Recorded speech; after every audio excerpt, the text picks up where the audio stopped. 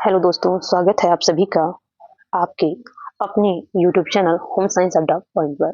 साथियों, कुछ कारणों से वीडियो रेगुलर नहीं आ पाई, लेकिन हम बता दें आपको कि अभी इससे पहले की जो श्रृंखला थी प्रश्नों की, हम 2016 का प्रश्न पत्र टीजीटी का 2016 का प्रश्न पत्र हल कर रहे थे शिल्पी पब्लिकेशन का।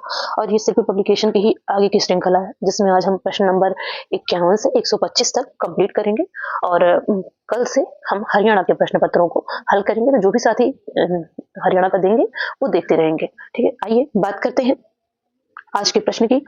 आज का प्रश्न है, बंद डिब्बा युक्त भोज्य पदार्थ में भूरी बिंदु दर्शाता है, या भूरा बिंदु देखा होगा आपने, कुछ ऐसा ही होता है ना, ऐसा होता है ना, हम आपको फिगर के माध्यम से ही बता देंगे, ऐसा रहता है। ठीक, भूरा बिंदु दर्शाता है, जो कि है ऑप्शन नंबर ए शाकाहारी, ऑप्शन नंबर बी मांसाहारी, ऑप्शन नंबर सी अंडा युक्त, ऑप्शन नंबर डी तरल आहार। तो इन्होंने आंसर में गलत माना हुआ है। इन्होंने जो है तरल आहार बताया हुआ था कि भूरा बिंदु तरल आहार पे लगता है, ऐसा कि शिल्पी पब्लिकेशन में बताया हुआ है, लेकिन ये गलत है। ऑप्शन नंबर बी इसका राइट आंसर होगा कि तरल आहार जो होता है वो तरल आहार भूरे बिंदु की बात करें तो भूरा बिंदु उस पे लगाया जाता है जो मांसाहारी होता है। आप कुछ भी देखते होंगे, फिगर के माध्यम से भी हम आपको दिखा देंगे कि कैसे होता है। और एक त्रिकोण का बड़ा इशू चलता रहता है कि मतलब त्रिभुज में अगर भूरी बिंदु है और त्रिभुज में ही अगर ऐसे ग्रीन करना था, त्रिभुज में ऐसे अगर हरी बिंदु है तो इसका मतलब क्या होता है? तो इसका मतलब होता है शाकाहारी, चाहे वो चौकोर में दिया हो और चाहे दिया हो त्रिभुज में। ठीक, इसका मतलब होता है शाकाहारी, और इसका मतलब होता है मांसाहारी, चाहे वो त्रिभुज हो या वर्ग में हो। ठीक है, एफएसएसआई जो है हमारा, एफएसआई जिसे हम कहते हैं, एफएसआई ने ही इसका संशोधन किया। पहले आयत में ही आता था लाल बिंदु हरी बिंदु, लेकिन अब त्रिभुज में भी दिखने को मिलता है। तो आप कभी भी भ्रमित नहीं होंगे, हम पिक्चर के माध्यम से आपको क्लियर कर देंगे कि ये दोनों एक ही है। अगर रेड आपको दिख रहा है, ब्राउन दिख रहा है, मरून दिख रहा है, शब्दावली कोई भी बदल दे, मतलब डार्क कलर है तो वो क्या है, मांसाहारी, और ग्रीन है तो वो कोई सा भी ग्रीन हो वो आपका वेज है। ओके, आइए अगले प्रश्न पर चर्चा करते हैं। अगला प्रश्न है, समीपवर्ती रंग योजना है। समीपवर्ती रंग योजना क्या है? ऑप्शन नंबर ए एक रंगीय योजना, ऑप्शन नंबर बी समृद्ध रंग योजना, ऑप्शन नंबर सी पूरक रंग योजना, ऑप्शन नंबर डी त्रिकोणीय रंग योजना। तो समीपवर्ती रंग योजना की हम बात करें दोस्तों, तो जो ये समीपवर्ती रंग योजना है, इसमें इन्होंने उत्तर माना है सी को, इन्होंने सी को उत्तर माना हुआ है, लेकिन हम यहाँ इसका खंडन करेंगे। और खंडन करते हुए हम आपको ये बता दें कि यहाँ पर जो है ये सी ना होकर ऑप्शन नंबर 20 का राइट आंसर होगा। आप पूछेंगे कैसे, तो मैं बता दूं आपको, इसलिए कह रही हूँ कि एक रंगीय योजना या समीपवर्ती रंग योजना, बात एक ही है, क्योंकि एक ही रंग योजना की ही जो है ये प्रकार है, समीपवर्ती रंग योजना और पूरक रंग योजना। तो एक रंगीय योजना या समीपवर्ती रंग योजना अथवा दोनों में प्रयोग किए जाने वाले रंग एक दूसरे के नजदीक होते हैं। चाहे वो एक रंगीय योजना हो या समीपवर्ती रंग योजना हो, अथवा दोनों में प्रयोग किए जाने वाले एक रंग एक दूसरे के नजदीक होते हैं, ये रंग एक दूसरे के नजदीक होते हैं, जिस कारण इस रंग योजना को समृद्ध रंग योजना या रिलेटेड कलर स्कीम भी कहते हैं। तो अब आपको क्लियर हो गया, संवर्धित कहे या संबद्ध कहे या रिलेटेड कहे, आप किसको आंसर करेंगे? समृद्ध रंग योजना को आंसर करेंगे। तो समीपवर्ती रंग योजना आपको समझ में आ गया कि जो आसपास के रंग होते हैं, नजदीक के रंग होते हैं, उन्हीं के संयोग से बनता है, और वो क्या होते हैं, वो एक दूसरे से संबंधित होते हैं, रिलेटेड होते हैं। तो रिलेटेड कलर स्कीम पूछे तो पूछ ही रहा है, मतलब समीपवर्ती रंग योजना है तो क्या है, तो वो ये है, एक रंग योजना अलग होती है, पूरक रंग योजना अलग है, त्रिकोणीय रंग योजना अलग है, लेकिन समीपवर्ती रंग योजना में संबंध रख रहा है तो समृद्ध रंग योजना। आइए अगले प्रश्न की चर्चा करें। अगला प्रश्न है, डिजाइन में उतार चढ़ाव को कहते हैं। कोई भी डिजाइन है, इसके उतार चढ़ाव को आप क्या कहते हैं? तो भाई हम लय कहते हैं। क्या कहते हैं? लय कहते हैं। और आप जानते हैं कि डिजाइन के 5 सिद्धांत होते हैं: अनुपात, संतुलन, लय, एक रूपता या समानता और दबाव। तो यहाँ पूछ रहा है उतार चढ़ाव की, तो उतार चढ़ाव अर्थात option number C right answer होगा। जैसे आपने नदियों के बहाव को देखा होगा, लहरें समुद्र के किनारे आपने देखा होगा, लहरें उठती हैं गिरती हैं, तो ये हो जाता है उतार चढ़ाव। जो आप देख रहे हैं क्या है, लय है। संगीत में कभी फ्रिक्वेंसी लोगों की बढ़ जाती है, बहुत तेज खींच गाते हैं, फिर धीरे गाने लगते हैं, तो वो क्या हो रहा है, लय है ना। तो इस लय का क्या करें, ये उतार चढ़ाव को दिखाता है, तो ये उतार चढ़ाव को कहते हैं, क्या कहते हैं, लय कहते हैं। अगला प्रश्न, लाइसिन पाया जाता है, लाइसिन किसमें पाया जाता है? ऑप्शन नंबर ए दूध, ऑप्शन नंबर बी दाल, ऑप्शन नंबर सी दलिया, ऑप्शन नंबर डी चावल। तो लाइसिन जो होता है वो किसमें पाया जाता है? दालों में पाया जाता है। किसमें पाते हैं? दालों में पाया जाता है। दालों में लाइसिन सबसे अधिक पाया जाता है, जबकि मिथियोनिन सबसे कम पाया जाता है। मिथियोनिन की मात्रा सबसे कम होती है और दालों में 20 से 25% 20 से 25% प्रोटीन पाया जाता है। ठीक है, प्रोटीन पाया जाता है दालों में 20 से 25%। ये क्लियर हो गया। आइए अगले प्रश्न की चर्चा करें। अगला प्रश्न है, शरीर के सबसे अधिक ऊर्जा प्राप्त होती है, शरीर को सबसे अधिक ऊर्जा प्राप्त होती है। Option number A carbohydrate, option number B वसा, ऑप्शन नंबर सी खनिज लवण, ऑप्शन नंबर डी प्रोटीन। तो शरीर को सबसे ज्यादा ऊर्जा जो होती है वो हमें वसा से मिलती है। वसा जो होता है वो कार्बोहाइड्रेट की अपेक्षा 2 गुने से अधिक ऊर्जा मुक्त करता है। ठीक है, हम जानते हैं कि 1 ग्राम वसा बराबर कितना होता है? 1 ग्राम वसा अगर आप जलाते हैं तो कितनी ऊर्जा मिलती है? 9.0 किलो कैलोरी ऊर्जा मिलती है। वहीं आप अगर 1 ग्राम कार्बोहाइड्रेट ले लेते हैं तो वहां कितनी मिलती है? 4.1 या 4.4 ही मिलती है, ऐसा मिलता है देखने को। तो ये क्लियर हो गया ना कि मतलब कार्बोहाइड्रेट से 2 गुने से अधिक। भाई कार्बोहाइड्रेट हमें 4 मिल रही है तो 4 दूना 8 और प्लस 1 और एक्स्ट्रा हो रहा है ना, तो 4 9 2 गुने से अधिक मिलती है वसा से ऊर्जा। अगला प्रश्न है, निम्न में से कौन सा संप्रेषण माध्यम सबसे पहले आरंभ हुआ? तो सबसे पहले भाई हमारा छपने की प्रक्रिया आई थी, उसके बाद हमारा टेलीविजन आया, रेडियो आया, फिल्म आया, ये सब चीजें आई। अगला प्रश्न है, अनावश्यक अमीनो अम्ल है। ऑप्शन नंबर ए दूसरे भोज्य स्रोतों द्वारा दिए जाएं, जो दूसरे भोज्य स्रोतों के द्वारा दिए जाने, शरीर के बाहर से दिया जाए, शरीर द्वारा उत्पादित हो, शरीर में अनावश्यक ना हो। ऑप्शन नंबर डी है शरीर द्वारा निष्कासित की जाए। तो ये दो तो ऐसे ही कट रहा है, ये भी कट रहा है, ये भी कट रहा है, शरीर में अनावश्यक ना हो ये कह रहा है। तो यहाँ अनावश्यक अमीनो अम्ल की बात करा तो ये भी कट जा रहा है, तो बच क्या रहा है? Option number B. अनावश्यक पूछेगा तो शरीर द्वारा उत्पादित होंगे। अनावश्यक अमीनो अम्ल जो होते हैं शरीर द्वारा खुद ही उत्पादित कर लिए जाते हैं, खुद ही बनाने से। प्रोलिन, एस्पाराजिन, एलानिन, सिस्टेन जिसे हम कहते हैं, टायरोसिन इत्यादि, ये सब अनावश्यक अमीनो अम्ल हैं। जबकि शरीर द्वारा स्वयं उत्पादित ना करके बाहर से अगर लिया जाए, यानी कि जो ये ऑप्शन था जो कह रहा है भोज्य पदार्थों द्वारा, अगर यहीं पर अनावश्यक के बजाय अगर आवश्यक कहता तो ये ऑप्शन नंबर बी सही हो जाता, तब ये सही हो जाता, सॉरी ऑप्शन नंबर ए सही हो जाता। क्यों? क्योंकि जो आवश्यक होते हैं उन्हें हम भोज्य पदार्थों के माध्यम से, यानी शरीर के बाहर से शरीर के अंदर प्रविष्ट कराते हैं, जैसे हिस्टाडिन, आर्जिनिन, लाइसिन, ल्यूसिन इत्यादि, ये सब क्या है? आवश्यक है।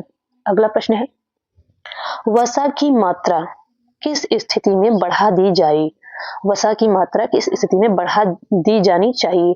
तो किसने बढ़ा दी? भाई हृदय रोगी को तो हम ज्यादा वसा देंगे नहीं, मधुमेह को भी नहीं देंगे, सुपोषण तो अगर उसको है, भाई सुपोषित है तो बिल्कुल नहीं, उसको भी नहीं देंगे, भाई स्वस्थ है उसको क्या जरूरत? कुपोषण की दशा में देंगे। क्यों? कुपोषण में ऊर्जा की जो खपत है, जो मांग है, तो खपत तो वैसे भी मतलब अधिक होती है उसमें, और मतलब सॉरी मांग अधिक होती है, खपत कम हो जाती है, मांग अधिक हो जाती है कुपोषण में। ऊर्जा की आवश्यकता होती है शरीर में, भाई कुपोषित व्यक्ति है उससे ऊर्जा की आवश्यकता अधिक है, तो वसा क्या होता है? लंबे समय तक ऊर्जा देता है। तो इसका option number B right answer होगा कि मांग वसा की मात्रा किसकी स्थिति में बढ़ा देनी चाहिए? भाई कुपोषण की दशा में वसा की मात्रा बढ़ा देनी चाहिए। अगला प्रश्न है, वह व्यक्ति जो नवीन विचारों के किसी समुदाय में सबसे पहले अंगीकार करता है उसे क्या कहते हैं? सबसे पहले की बात कर रहा है, सबसे पहले अंगीकार करता है उसे क्या कहते हैं? ऑप्शन नंबर ए नव प्रवर्तक, ऑप्शन नंबर बी जल्द अंगीकारक, ऑप्शन नंबर सी जल्द बहुमत, ऑप्शन नंबर डी बिछड़ा हुआ। तो यहाँ ये मार्केट में स्वीकार करने वाली जो ग्राफ बनता है ऐसा हमारा, उससे बात कर रहा है। ये कार्ल रोजर्स के अनुसार ग्रहणकर्ताओं को 5 वर्गों में बांटा गया था।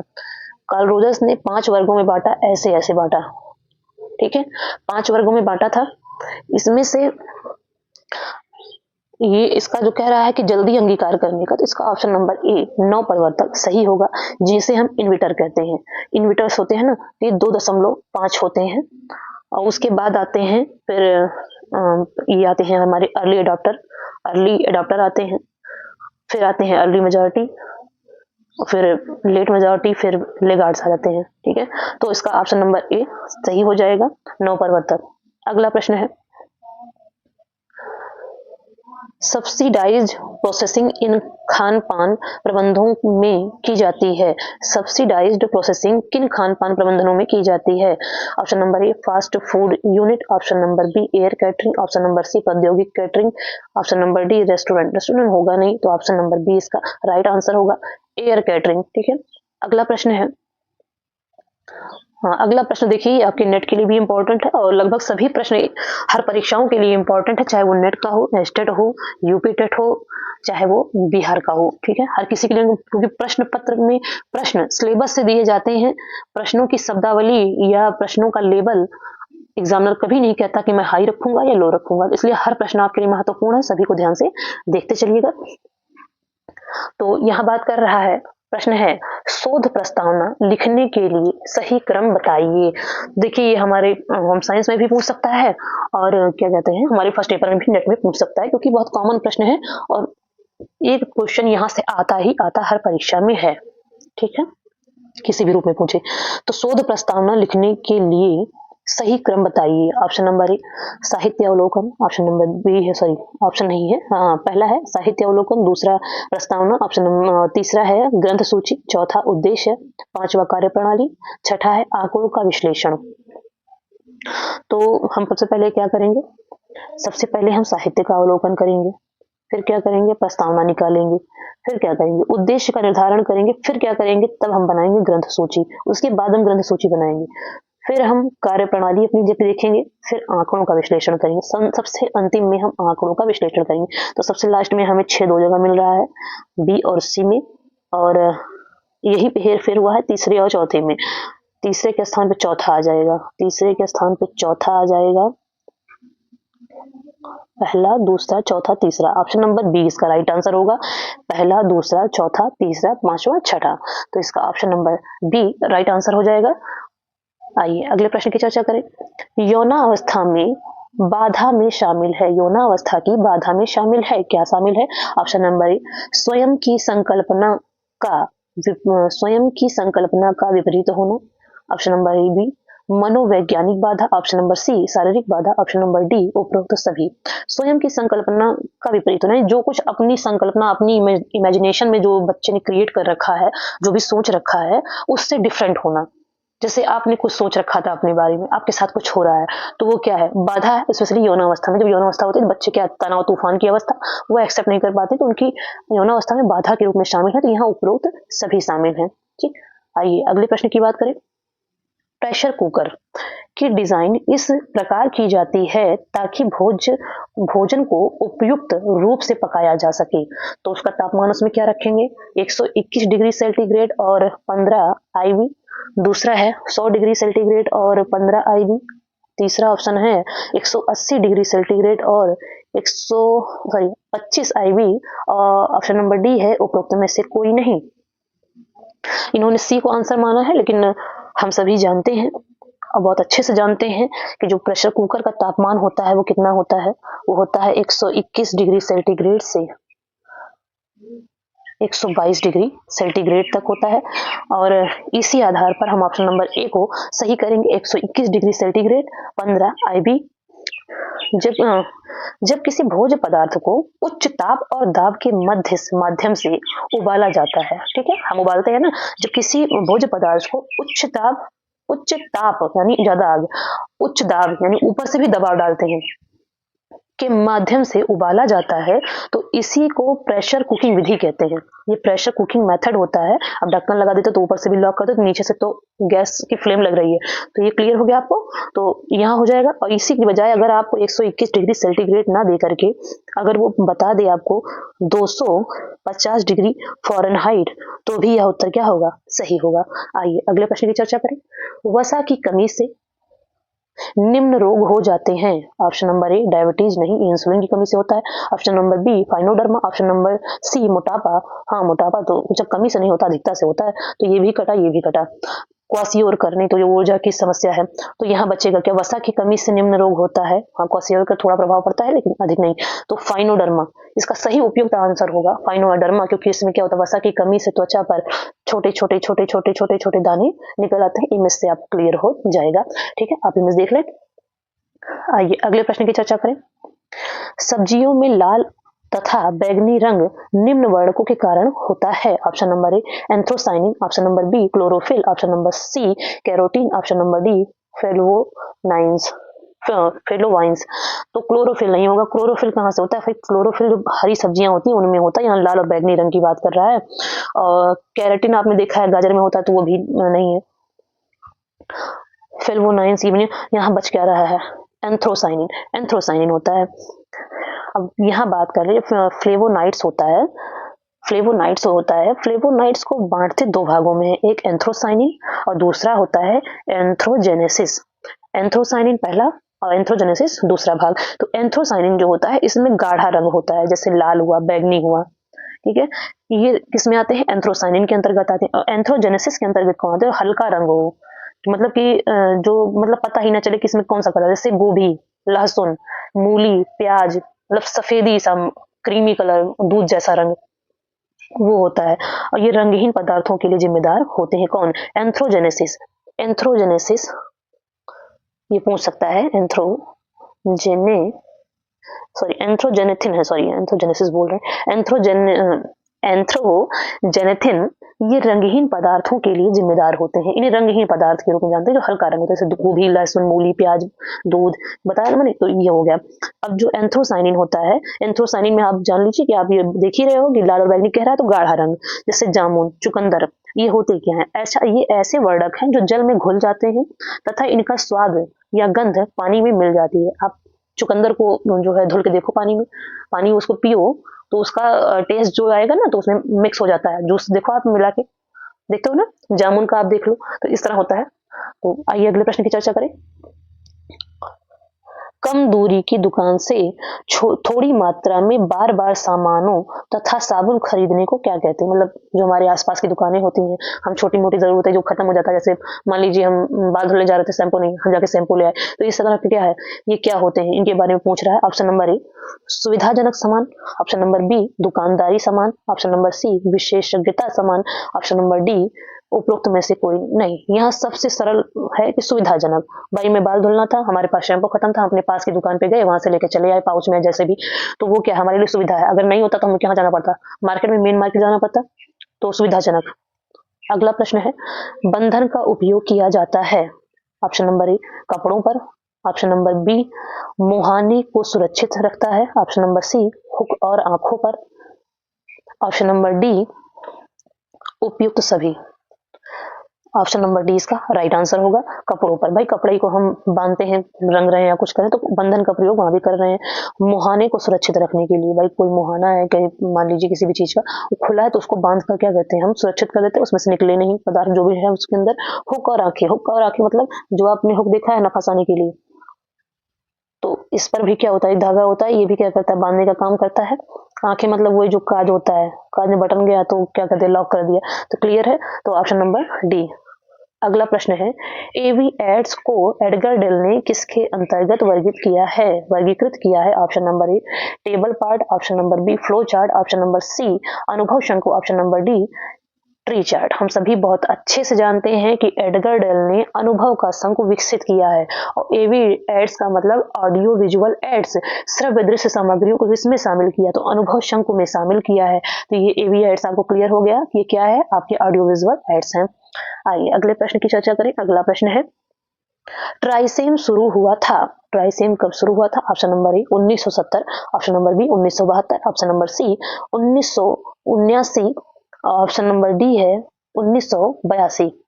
तो पहले तो आप ये जान लो कि ये ट्राइसेम क्या है। ट्राइसेम है ग्रामीण युवा स्वरोजगार हेतु प्रशिक्षण, एक प्रकार का प्रशिक्षण गवर्नमेंट के द्वारा चलाया गया था जो युवाओं को दिया जा रहा था।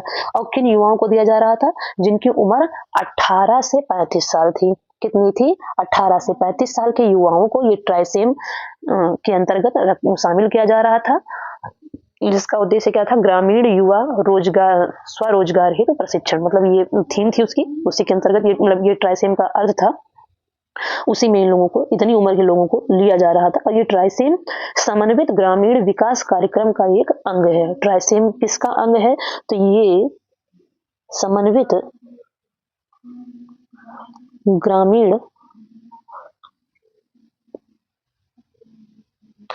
ग्रामीण विकास कार्यक्रम का अंग है। और ट्राइसेम का उद्देश्य क्या था? तो ट्राइसेम का जो उद्देश्य था वो गरीबी रेखा के नीचे जीवन यापन करने वाले ग्रामीण युवाओं को, जो ग्रामीण युवा थे जो गरीबी रेखा के नीचे जीवन यापन कर रहे थे, उन्हें तकनीकी एवं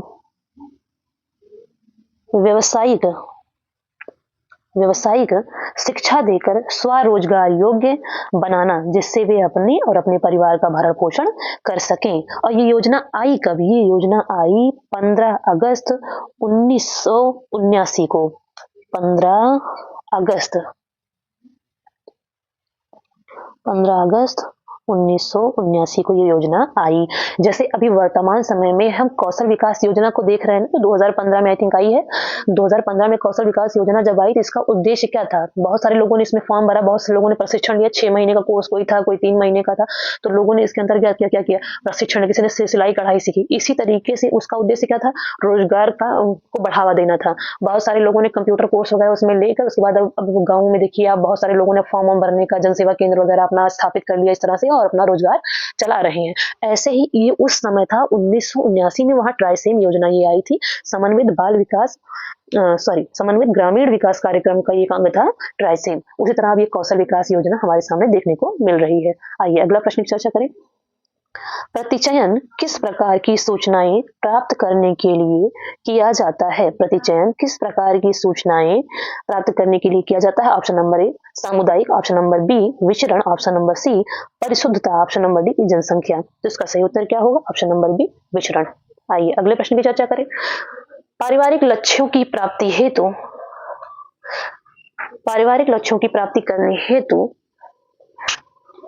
कार्य की दिशा का खाका बनाना कहलाता है।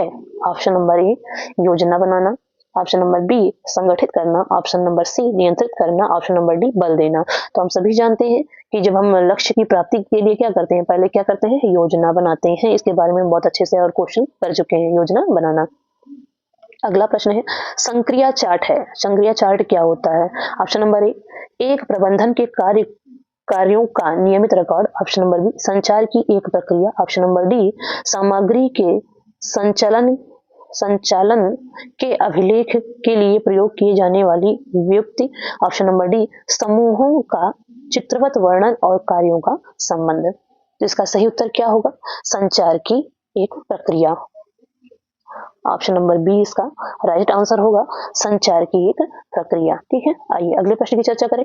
खून के धब्बे किस प्रकार दूर किए जाते हैं? ऑप्शन नंबर ए गर्म पानी व साबुन, ऑप्शन नंबर बी बोरिक अम्ल और गर्म पानी, ऑप्शन नंबर सी ठंडा पानी नमक और साबुन, ऑप्शन नंबर डी साबुन व सूर्य का प्रकाश। भाई एक चीज आपको क्लियर कर दूं, ब्लड जो होता है, हमारा जो रक्त है, जो हमारा खून है, ये प्रोटीन से बना हुआ है। ठीक है, ग्लोबिन प्रोटीन इसमें पाया जाता है, आप जानते हो। और प्रोटीन का एक स्वभाव है कि वो क्या होता है, ताप की स्थिति में क्या होता है, जमने लगता है। ठीक है, इसीलिए कभी भी जमने लगता है, जिससे जब रक्त की बात करें तो इसमें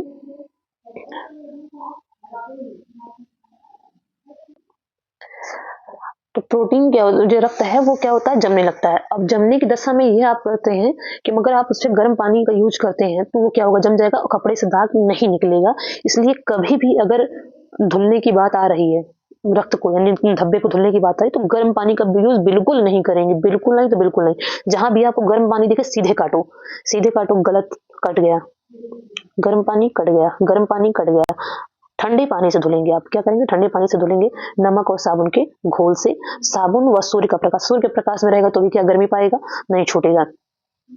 अगला प्रश्न, यह विशेष रूप से सजावट में प्रयोग किया जाता है। ऑप्शन नंबर ए कढ़ाई कैंची, ऑप्शन नंबर बी कतरने, ऑप्शन नंबर सी हल्का कतरन, ऑप्शन नंबर डी अत्यधिक कतरन। तो सजावट में भाई हम हल्की कतरन का यूज करते हैं, छोटे छोटे झालर का यूज करते हैं। अगला प्रश्न है, ग्लूकोज से ग्लाइकोजन बनाने की प्रक्रिया कहलाती है। तो बहुत ही सिंपल क्वेश्चन, मतलब रटा हुआ क्वेश्चन है, सिंपल नहीं है।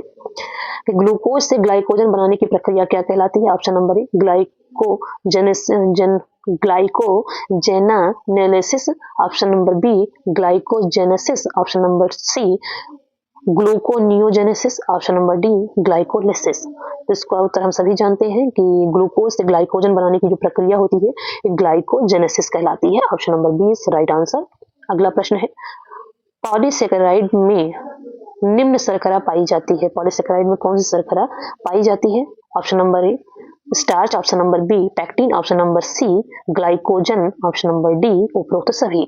तो हम जान रहे हैं पॉलीसेकेराइड यानी कि बहुत सारे शर्करा के जो अणु हैं उनका समूह, तो इन सभी में है, तो ये उपरोक्त सभी इसका आंसर होगा। अगला प्रश्न है, 20 ग्राम प्रोटीन, 60 ग्राम कार्बोहाइड्रेट और 10 ग्राम वसा निम्न ऊर्जा प्रदान करेगा। मतलब कितनी ऊर्जा आपको प्रदान करेगा। 20 ग्राम प्रोटीन की बात कर रहा है, तो 1 ग्राम प्रोटीन से आपको कितना मिलता है। 1 ग्राम प्रोटीन से आपको मिलता है 4 किलो कैलोरी। यहाँ कह रहा है 20, तो आप ऐसे कर लो, 20 गुणे 4 तो कितना हो जाएगा, 20 दूना 40, 20 तिया 60, 20 चौक 80। ठीक है, क्लियर समझ में आया आपको कि 80 क्या मिल रहा है हमें, तो ये प्रोटीन भी मिल गया और 60 ग्राम कार्बोहाइड्रेट यानी कि 60 कह रहा है, तो ये इसमें भी यही फार्मूला है कि 1 ग्राम से 4 मिलता है तो 60, तो 60 गुणे 4 करोगे 240 ये मिल जाएगा आपको। और 10 ग्राम वसा, 10 ग्राम वसा 1 से 9 मिल रहा है तो 90 ये मिल गया, तो 90 ये मिला वसा से, तो टोटल आपको 240 एक था, फिर 80 एक था और 90 एक था, तो टोटल आप करोगे तो 410 किलो कैलोरी आपको प्राप्त होगा। ठीक है, ये हो गया 8 4 12 12 9 13 14 15 16 17 18 19 20 21 1 2 2 बचा 2 2 4 क्लियर है। ओके, अगला प्रश्न, शिक्षण सहायता किसके अनुसार चयनित की जाती है। शिक्षण सहायता किसके अनुसार चयनित की जाती है। आयु के अनुसार, अनुभव, मानसिक योग्यता, ऑप्शन नंबर डी। तो इसका भी उत्तर क्या होगा, उपरोक्त सभी के द्वारा होती है। अगला प्रश्न, क्षार के गर्म व सांद्र घोल में ऊन और सल्क के तंतु घुल जाएंगे। ऑप्शन नंबर बी कोई प्रभाव नहीं पड़ेगा, ऑप्शन नंबर सी सिकुड़ जाएंगे, ऑप्शन नंबर डी फूल जाएंगे। तो इसका सही उत्तर क्या होगा, ऑप्शन नंबर ए घुल जाएंगे। अगला प्रश्न, पॉलीकेजिया पॉलीयूरिया निम्न रोग के लक्षण हैं। किसके लक्षण हैं। ऑप्शन नंबर ए उच्च रक्तदाब, option number B diabetes, option number C हृदयघात, ऑप्शन नंबर डी है कैंसर। तो पॉलीडिप्सिया फ्यूजिया यूरिया तो सब क्या है, ऑप्शन नंबर बी के लक्षण है, डायबिटीज के लक्षण है, सभी शुगर के लक्षण है। अगला प्रश्न है 121 नंबर है कि कपड़े की लंबाई और चौड़ाई को वांछित दशा में लाने के लिए वस्त्रों पर की जाने वाली परिसज्जा कहलाती है। क्या कहलाती है, इसका पहला भी इस तरह से प्रश्न हम सॉल्व कर चुके हैं। Draping, option number B sanforizing, option number C tentering, option number D है सिरेइंग। तो इसका सही उत्तर होगा ऑप्शन नंबर सी टेंडरिंग। ये की आंतरिक प्रक्रिया है जो कपड़े की क्या करती है, वांछित लंबाई और चौड़ाई की दशा में लाती है वस्तुओं को। अगला प्रश्न है 100 ml मानव रक्त में ग्लूकोज की मात्रा होती है, कितनी होती है। रटा हुआ है, आया हुआ भी है बहुत बार। ऑप्शन नंबर ए 59 से 60 mg, ऑप्शन नंबर बी 60 से 70 mg, ऑप्शन नंबर सी 80 से 120 mg, ऑप्शन नंबर डी 60 से 80। तो इसका सही उत्तर क्या होगा? ऑप्शन नंबर सी 80 से 120 mg। अगला प्रश्न है, शरीर के तापमान में 1 फ़ारेनहाइट परिवर्तन होने में ऊर्जा ह्रास होती है तो कितनी ऊर्जा ह्रास होती है? अगर 1 डिग्री फ़ारेनहाइट तापमान शरीर में परिवर्तन होता है तो कितनी ऊर्जा का ह्रास होता है? Option number A 2%, option number B 4%, option number C 5%, option number D 7%। इसका सही उत्तर होगा ऑप्शन नंबर डी 7%। और बुखार की दशा में जब शरीर का ताप बढ़ता है तो ऊर्जा का क्या होता है? ह्रास होता है, ठीक है। और तापमान बढ़ने पर हमारी बॉडी का बीएमआर भी बढ़ जाता है और ऊर्जा की मांग बढ़ जाती है, ठीक है। और हम जानते हैं हमारे शरीर का सामान्य तापमान कितना होता है? 98.6 डिग्री फ़ारेनहाइट, लेकिन अगर यही सेंटीग्रेड में दे दे तो 37 डिग्री सेंटीग्रेड सामान्य तापमान होता है। इससे अधिक अगर पॉइंट में भी होता है तो हमें क्या होता है? फीवर हो जाता है। अगला प्रश्न है, हेपेटिक कोमा में प्रोटीन की मात्रा दी जाती है। हेपेटिक कोमा में प्रोटीन की मात्रा कितनी दी जाती है? ऑप्शन नंबर ए कम, ऑप्शन नंबर बी अधिक, ऑप्शन नंबर सी अत्यधिक, ऑप्शन नंबर डी सामान्य। हेपेटिक कोमा क्या है पहले आप ये जान लो। हेपेटिक कोमा एक यकृत की बीमारी है। हेपेटिक कह रहा है यानी हेपेटाइटिस, तो आप समझ रहे हो ना, टॉलरेट करो। वो बीमारी है ना यकृत की, तो ये भी क्या है? यकृत की है। यकृत का एक गंभीर रोग है ये। हेपेटिक कोमा जो होता है गंभीर रोग है यकृत का, जिससे यकृत में समस्या के साथ साथ रोगी को न्यूरोलॉजिकल लक्षण भी दिखाई देने लगते हैं, जिसमें व्यक्ति अजीबोगरीब हरकत करता है, शरीर फड़कता रहता है।